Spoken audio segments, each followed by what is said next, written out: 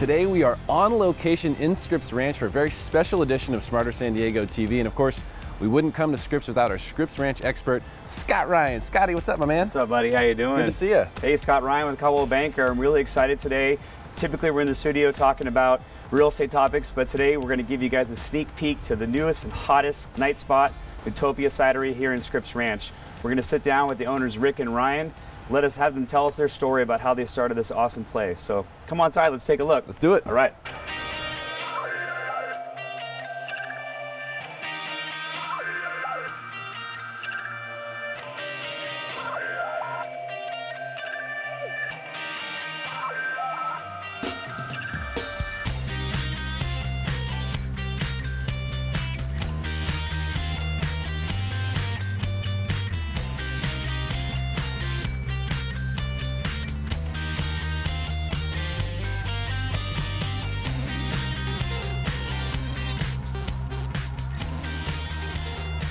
Pay that forward to the town. It's a great town. It taught me who I am today, and you know, it's just a really good community to be around. We enjoy being here, and it just made economic sense to do it in Scripps Ranch. Yeah, fellas. Hey, you get started without me. What's happening, man? How are you? Good to see you. What's up, bud? what's up, dude? Oh, yeah. So I got some ciders. Yes. What do we got Brought here? our core four to the table here. So we start with our IPC here, and we've got our wild, our semi-sweet, and our Belgian pineapple. Scott, have you had a chance to have any of these? I've been here a couple times. Yes, I have. So if I remember delicious. correctly, the IPC, which is our hop cider, hop and mosaic hops, is one of your favorites? Yep, absolutely. And then I don't know if you've had a chance to try the wild. The wild is the Marionberry, so it's going to be tart or sour in style. Okay. Then we've got our flagship here, the old semi-sweet, which is our flagship cider, hibiscus and eucalyptus. And then final here, we've got our Belgian pineapple, which is pineapple and elderberry. Elderberry's giving it that color. We'll get to these in a second. I mean, tell me more about how's it been the community response thus far? I mean, I see people in here and I hear people talking about it, but how things been going so far? I thought it would take a lot less time, but it's been blowing up immediately. Yeah. I mean, it's the trials and tribulations of a small business, you know, learning new things, but I think overall, we've gotten great feedback. Yeah. What do you think? Yeah, I agree. Positive feedback on the ciders. I think the fact that they're not overly sweetened, like what people have typically had on the market of late with ciders, is a big hitting point. The gluten-free factor is also big. And it's just something different. I mean, as a community, we lack so many cool places like this. I mean, it's so fun to just have a date night with your wife or spouse or whoever and go to a new place. I mean, we've had the Ballast Points and we've had little mini strip mall places and, you know, things like that, but something cool and hip and different. And I think that's what you guys really bring to the table. At least that's an outsider looking in, right? Yeah. I come here and see this place and go, wow, you know, poured in place concrete, you got cool artwork, you got something different that is nowhere else really in San Diego. Yeah, we tried, you know, when building it, we tried to engage with a lot of local artists on the art on the walls, all the way down to the eucalyptus bar top, to the graffiti on the side of the cold box. Yeah, tell us about the bar top again, because I thought that was so cool. I mean, the eucalyptus tree is obviously the staple of Scripps Ranch, but how did you come up with that idea? Where did you guys get the wood from? Yeah, I mean, the eucalyptus tree is a pretty prominent type of icon in Scripps, where I wanted to make sure that was highlighted, not just amongst the environment, but within the drink. And the semi-sweet essentially will go out and forage eucalyptus leaves and bring them back and blend those into hibiscus flowers and leach it into the semi-sweet. So you're technically drinking Scripps Ranch. Wow. So it's pretty exciting. That's awesome. Paying homage to the town after the 2003 and 2008 fires was important to me. It was California's largest fire in history. Yeah. And we lost over 300 homes, and I personally got evacuated. Yeah. So I think that needed to be, you know, that story needed to be passed down. And what I wanted to do is pay homage by providing a eucalyptus bar. Awesome. And so we were able to salvage this back in '08, kiln dry it for 3 years with an urban timber group, and essentially cut it and made it into a 65-foot bar. So that way, awesome. you know, it's all real live edges. It's quite nice to come into. It's one of our biggest showpieces. It's awesome. Yeah. Right on, guys. Well, thanks for allowing me to come by today. Absolutely. I think we should I'm going to steal my favorite here. Good deal. We have a toast and. I'm gonna go my go-to semi-sweet. I'll go with the wild. All right, cheers, guys. Cheers, Yeah. guys. Cheers. Yes, All right. lovely. Sure. So we're here at Scripps Ranch. I live here. You guys live here. Our kids go to school together. Tell us tell us why Scripps Ranch. I mean, you're a native, right? Yeah, born and raised in the town of Scripps Ranch. Yeah. Been here since '78. And Scripps Ranch is just a community that's really tight, knit community, very strong in civic organization, and just made economic sense to do a business here where I could pay homage to, the town itself and be able to, at least be a Miramar Ranch alumni graduate to do something well for the town and contribute back to it. Yeah, and it's great. I mean, our community's got so many amazing families and people. Some of my best friends are here, but we lack so many cool places like this. So for me, when I saw this open up, I couldn't wait to come. You know what I mean? And I think even from a real estate perspective, it's only becoming more desirable and more desirable, and that's where you're seeing home prices come up. But at the same time, with new places like this, it's only going to make this community more desirable. It's a place where people can congregate and talk, and so you guys got fun games here for the adults to play. And even I've seen people in here with their kids sometimes too. So kid friendly, dog friendly. Awesome. We had to do it that way. Yeah. We had to embrace everybody. So tell me, this is a cidery. I know what a brewery is, but what is a cidery? What do you guys do here? Like, what are your roles, and what do you guys do on a day-to-day basis? Sure. So we do have 155 breweries here in San Diego. We are the first cider house to market in San Diego. So essentially what we do is ferment apples. We do private crushes everywhere from Santa Cruz to Sebastopol, Northern California, to Hood River, to Eastern Washington, and then essentially do private crushes on orchard. It gets sent back here, and we start fermentation. So we take that and essentially ferment and create this wonderful magic with fruit and botanicals, and essentially make a product for us to provide for the locals here in the taste room, and then for the market. And that's why we brought on Ryan to essentially take our product to market locally here in San Diego first. So. We're currently in a couple local restaurants. I'm sure you've heard of Board and Brew. Sure. So we've been in Board and Brew since we got started. They're good partners of ours, but we're taking it fully to market. Around the 15th of May is the plan right now. We've got some big batches coming off of tanks, preparing for that, and been out in the market seeing some customers, and we're planning on launching about the 15th of May.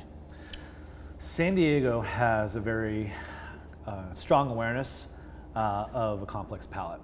They've been drinking beer here for 20 years. And we are the Napa Valley of beers. And so having that type of acquired palate just made sense to go after beer drinkers. Sure. That's our prominent patron, is essentially the uneducated beer drinker, the uneducated wine drinker, and the uneducated cider drinker. So I see all the names up here of the different drinks. Who's the wizard? Like, what is the wizardry behind crafting these cool drinks? It's unique. We take old world wine processes and we blend them with new world beer ingredients. Like, for example, our Belgian pineapple that you're drinking right now, we use a Belgian Saison beer yeast. So it's got this really fruity, Belgian, funky, phenolic Saison, floral nose. It's quite nice. As you all may know, cider is 90% nose and 10% palate. So those chemical compounds. Need to give it a little. Yeah, a little 5-second sniff. Before I drink it. Precisely. And take a little drink. But we like to use ingredients where we can't find here locally and where we can find globally. So as much as we want to source locally first, we also scour the world to find the best botanicals. Essentially, we were inspired by the Victorian era, where women and men would travel and use archives to document what new botanicals they found globally. And so that essentially elevated the woman, because women weren't supposed to travel. Yeah. The only way we had documentation is based on their writings on the different botanicals. So can we buy Newtopia in the store, or do you have to come here? So currently, no. Currently, we're not available in any stores. You have to come here. We have Crowler packs to go, which is a 32-ounce can that we do. We can right here on the spot, and that's available to go. We also do growler fills in 32-ounce variety as well. We will be doing a can program though. Right now it's planned on 16-ounce 4-pack cans is the plan. Sometime around summer is when we plan on launching that. I think that's still tracking right now. Awesome. Future plans are we do plan on adding a distillery. So we plan on adding a distillery for a second phase and doing some cool stuff with spirits, turning some of these ciders into brandies. Wow. And then doing a gin and a vodka and a whiskey program as well. It's unique. When you walk into Newtopia, Newtopia is more of a state of mind versus a product you drink or a place where you hang out. I'll give you a quick example. We have a program called Beyond the Core. And this particular product, the Wild, I'll take down 1,500 pounds of Marionberry from the Willamette Valley farmers, and I'll take a percentage of proceeds from that particular product and create 2 scholarships to give back to the farmers' orchard pickers' kids. Wow. So that way they can have the opportunity to go to college. Yeah. So we want to, essentially bring a new vision to not just craft beverages, but, a continuous improvement in society. It's awesome, man. Does that make sense? Well, I appreciate you guys doing it for the community. Yeah, so, Thanks for having me today. Absolutely, sure. Thank you. Thank you. You're the best.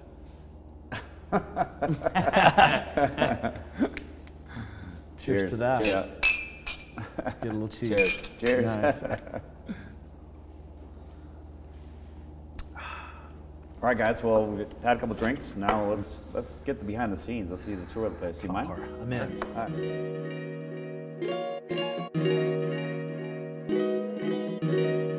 All right. What we're looking at is Shirley, and Shirley is our 30-barrel fermenter. She currently is holding 1,000 gallons of our Belgian pineapple that will be going to the San Diego market. What I want you to do is actually take your glass and put it just like this. All right. And I'll simply have you draw yourself. All right. And this is not CO2. This is called a still cider. Okay. So when you draw it and it starts to bleed, I need you to bring your glass all the way down to create natural effervescence. Wow. All right. See if I can do this without spilling. Yeah. There we go. You got this. All right. Get pressure almost at the end. There you go. Come at you. Ooh, nice. There you go. You're good. There you go. You're right. good. You did it. Nice.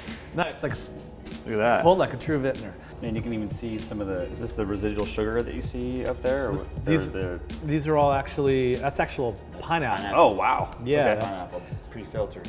Mm-hmm. So this is all pineapple that we throw in there in chunks. We put 160 pounds of pineapple and roughly 650 gallons of cider and blend it with a lot of elderberry. Cheers. Cheers, man. Yeah, it drinks like almost like a light Pinot Noir, right? Yeah.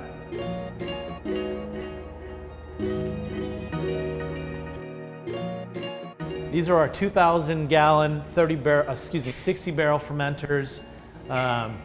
Charlize is one of my favorite actresses, and Zena is probably one of the baddest warrior ladies on camera today. That's awesome. So these gals will essentially ferment our 4 core that we're taking to market. Nice. Yeah.